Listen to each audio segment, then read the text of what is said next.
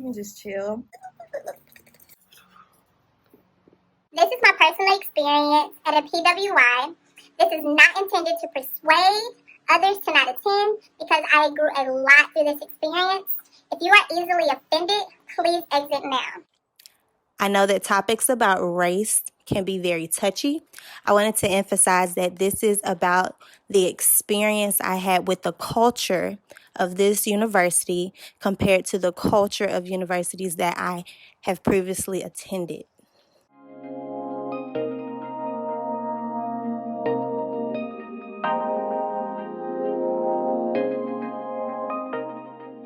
Hey y'all, this is Nurse Bree. Thank you for checking in another week with me. I really wanted to have some story time. I mean, y'all nosy anyway. I'm just kidding.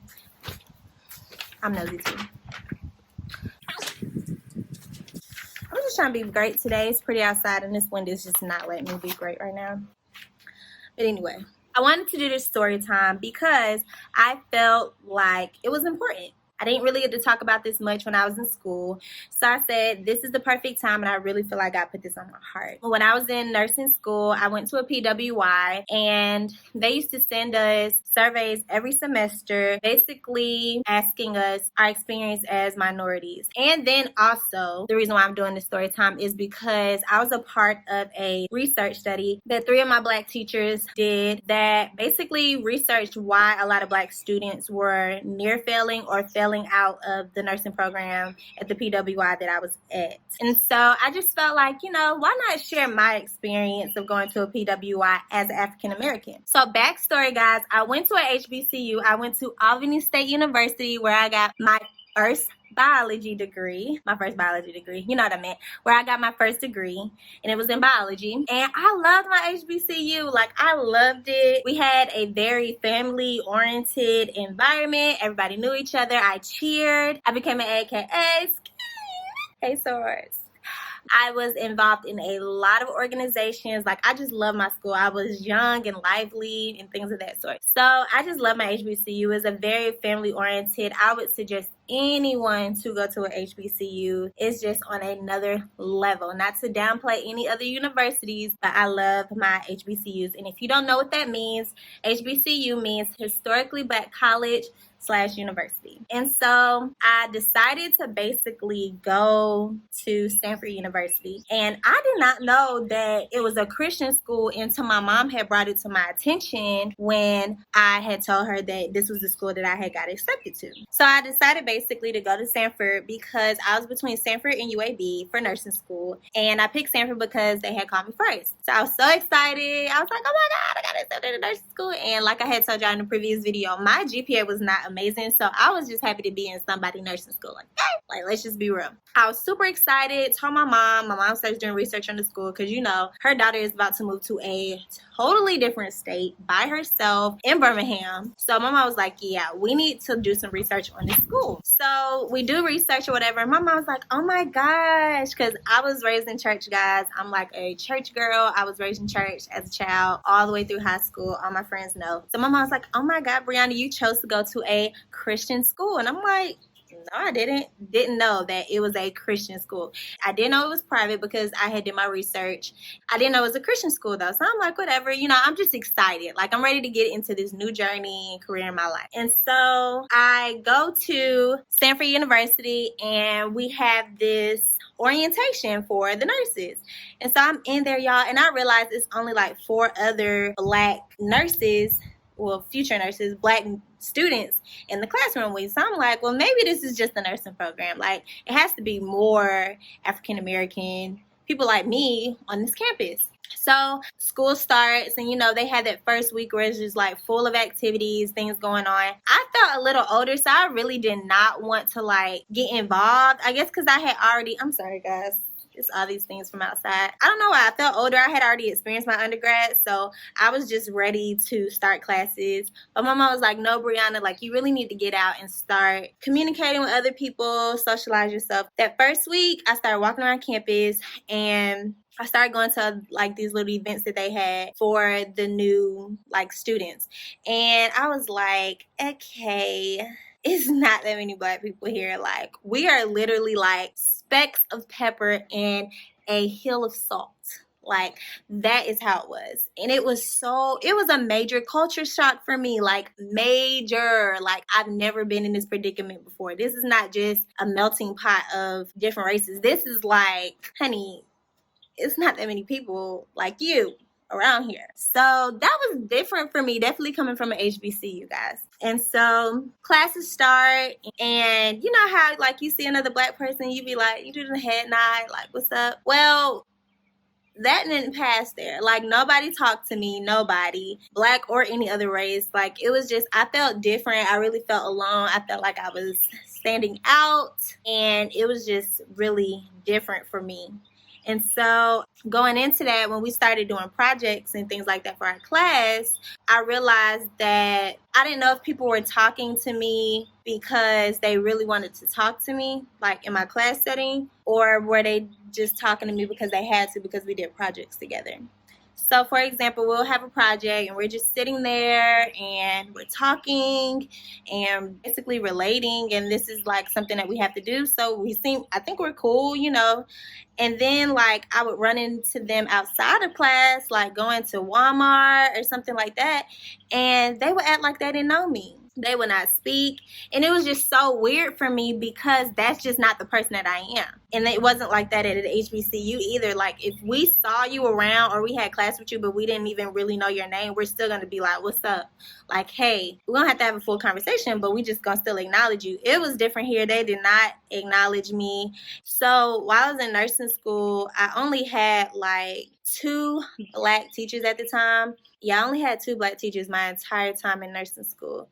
But I didn't experience my first Black teacher until like midway through nursing school.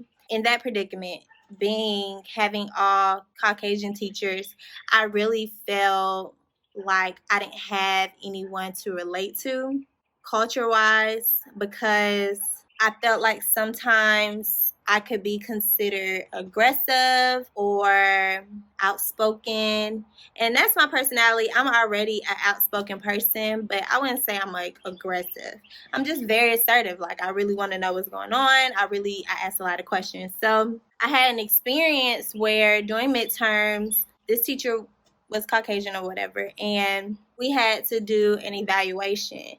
And this was basically based off of your performance during clinicals in a hospital. And she was giving me all of the high scores, like, okay, you're doing really good on this part, you're doing good on this area, you're really great with your patients, you haven't had any complaints. So I'm thinking, like, I'm doing good.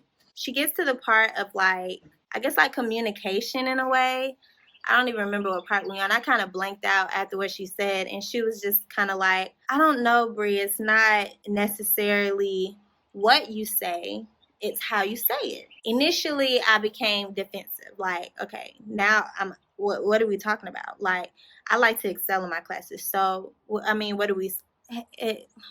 Like, can you explain to me what you mean?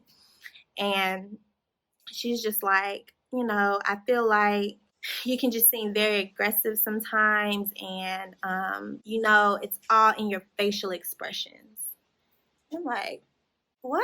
Like, I'm thinking, like, this is in the hospital with my patients, as in my, like, what? Or are we talking about the classroom? Because if we're talking about the classroom, you can't judge me off of the classroom compared to clinicals. This is a clinical setting evaluation. So, y'all, my leg was shaking. Like, when I get upset and I don't know what to say, like, have you ever gotten so upset to the point where, like, you start tearing up, and so your leg just shaking, you don't really have nothing to say? That's how it was at the moment. So after that predicament, we ended up having to talk. I went to her office and basically just told her, like, how I felt about the situation and what I felt as if she could have been possibly relating it to, maybe just asking questions. And she was very apologetic and I guess slightly understood where I was coming from, but it didn't change my midterm evaluation grade. And so that just really made a big impact on me, because I remember also times in class where,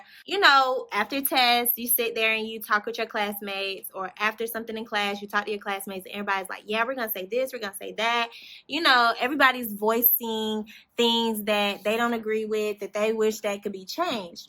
And so I'm really a big advocate on, if we're going to complain about something, we need to actually do something about it. And so they're like, yeah, we're going to do this, we're going to do that.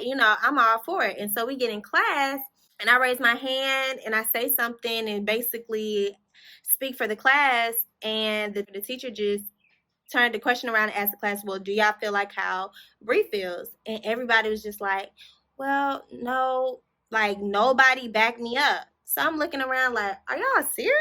Like, y'all really not gonna back me up? So I sat down and I said, you know what? That's the last time that I'm gonna speak up for anybody in this class outside of myself, because I guess going to a HBCU, I was used to people supporting you. And I just remember situations at my HBCU where we had same situations where, you feel some type of way about your instructor saying or doing something. And so y'all like, we have to stand together and like speak up. And so they would back me up. But in this situation, they didn't. And it was more than once. So at that time, I was like, let me just chill. It really made me want to like sit back and be more quiet. And it actually caused me to become more reserved to myself. After a time being at the school, I began to feel like the aggressive Black girl, just the mad Black woman. I wanted to state that I felt as if I was being perceived as a mad Black woman, not that I was becoming a mad Black woman. That's what I felt like. Instead of actually having people at the university to try to learn my personality as myself. And in saying that, it's because I had experienced situations where, like I said, I was very assertive in class. I asked a lot of questions. I sat in the front. I think that what I'm trying to say is being Black can come off as if you are aggressive. We can have a perception that we are aggressive people when I don't feel like every Black person is aggressive. Sometimes everybody's their own individual. And so I had a predicament also where I had a teacher. We were in class. It can be intense in nursing school sometimes for both the professors and students.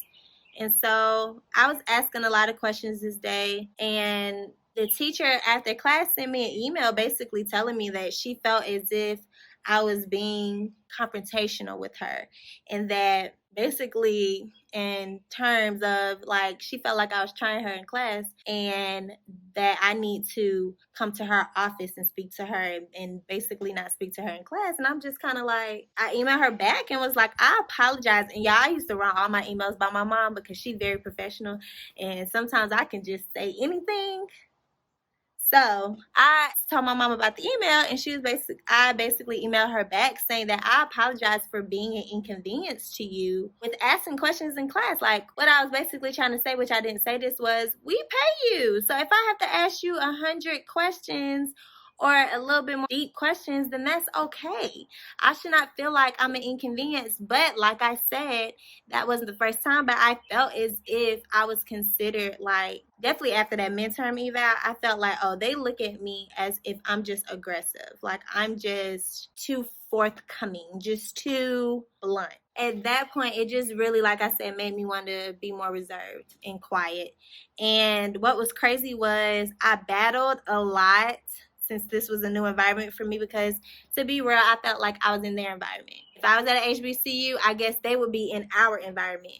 You get what I'm saying? So I guess I was in their environment because it was more of other races than me. I found myself trying to act like them or talk like them to relate or to have conversations with them. And when I say battle, I mean as in I had to be like, Bree, this is not even you. This is not even how you talk. And the reason why I felt myself battling back and forth with that throughout the time of being in nursing school was because